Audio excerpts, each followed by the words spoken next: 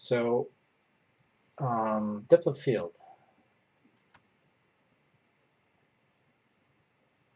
So this is LightWave depth of field. And let's turn that to 400.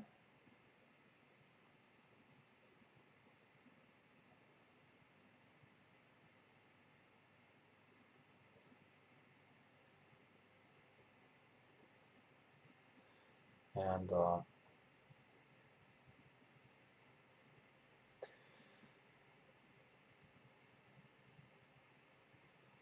you can see that it's quite noisy here. So the only way for me to get rid of that noise is upping the anti-aliasing, which will take way too long. I was wondering how I could fix that. It's kind of difficult, but sometimes this can be like a magic solution, and it's Dpont, of course, with this node pixel filter, and I'm using raw color and depth output, and replace buffer multi-thread ray trace. Earlier on, I ticked all of these on. I activated all of these, and I just figured that the render took much longer because LightWave has to output that data. So only check the ones that you need. So the node image filter basically just imports those settings by using a render buffer. So you just add a render buffer, a Dpont render buffer, and that means that it will read all that data or that check data that you activated here in here. So when I use color and depth now, it's okay. But if I was to, for example, output motion Y, I don't think that will work because the node pixel filter does not have that one activated. So, but it saves me CPU and render time to have it checked off in this case. Depends on, well, depends on your render, really. Going back here, you can also see that we got these settings here activated.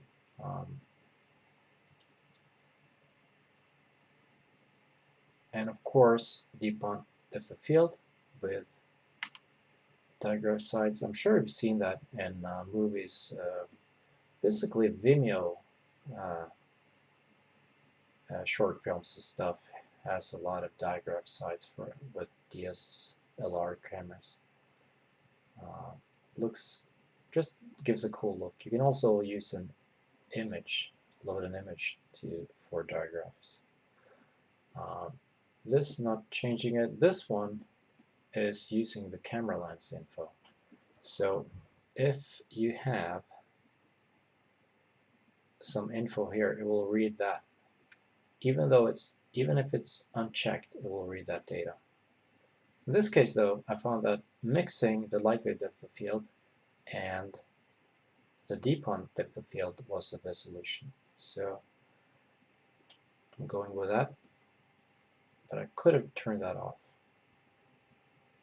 Okay, so all of that, use the camera lens, quality very high, okay.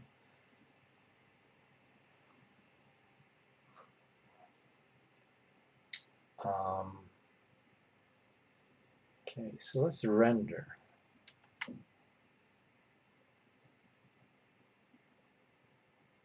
And now it should mix both the LightWave render depth of field and the Dpont depth of field. As you can see, a lot of less noise, way less noise. Sometimes it will create this some anti-alias stuff here.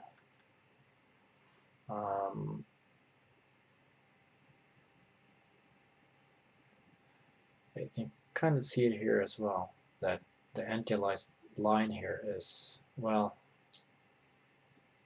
it's aliased. I think I can fix that though. Let's see. If I set that to 200 and I render, it'll kind of like become this kind of like weird black mask. I don't know why. But you can see that it's very blurred here, and that's what I'm going for. If I use back leaking filter though, that black mask will disappear.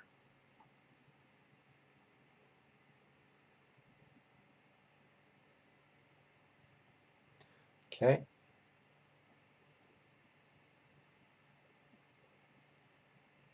So if I compare this one to the other one,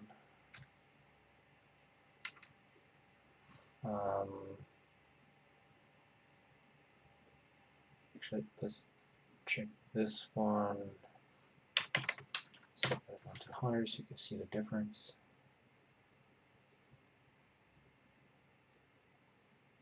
So it's not that bad. This is a 10-second render. So you can see this and that.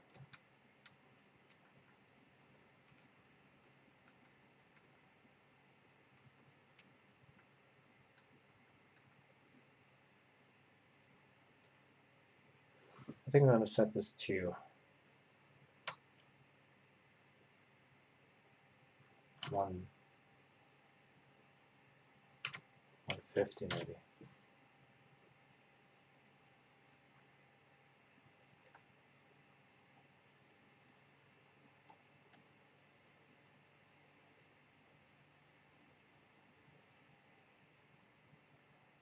Okay. So I think that's pretty good.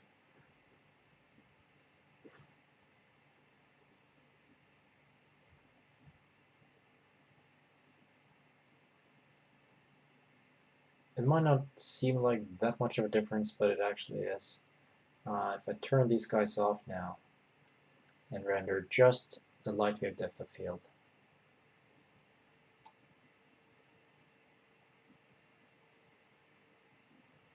that's a lot of noise.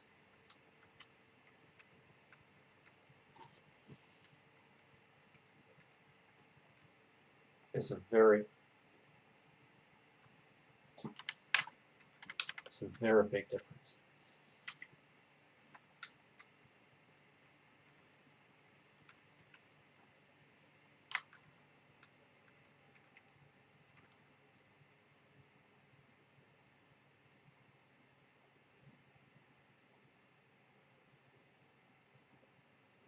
It's not fantastic, but it's not that far away either. Yeah. So yeah, I think that's it for Dpont depth of field using the node image filter.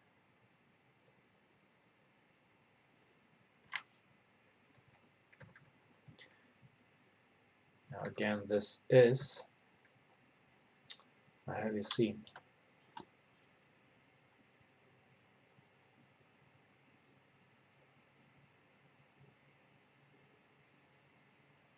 So it will take time to render. And also, you really want to run this render through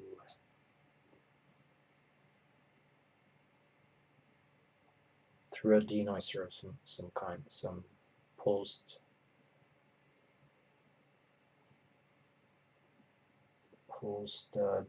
denoise filter in a video editor.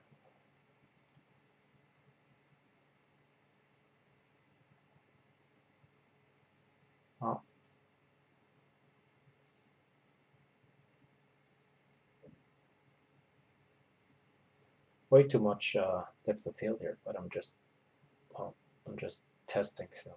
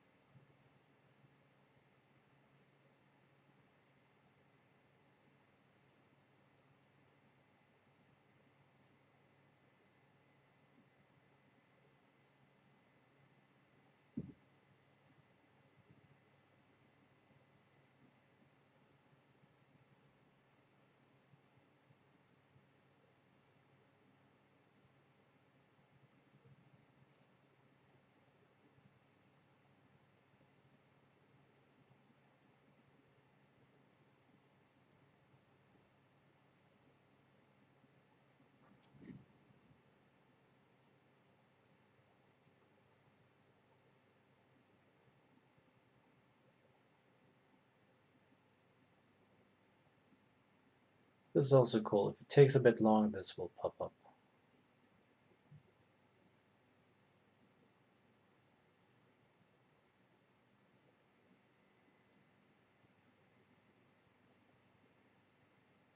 Does look damn good.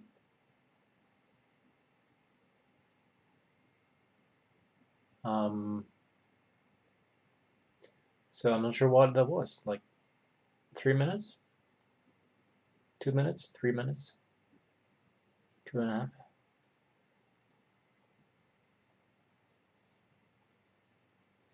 And there's a bit of there's a bit noise here, just a tiny bit.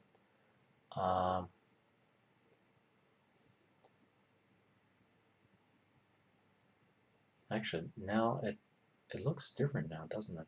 Compared to when oh, okay.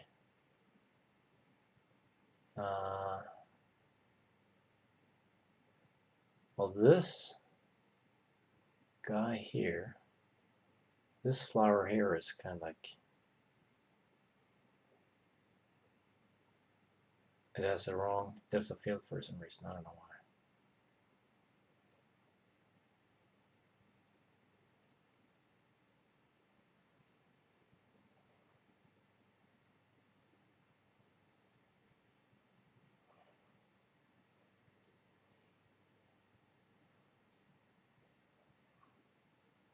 But this is a lot of depth of field anyway. If you do this, then quite probably you're not going to use this much depth of field. And also, it's not that difficult to make a small extra render to fix this stuff. So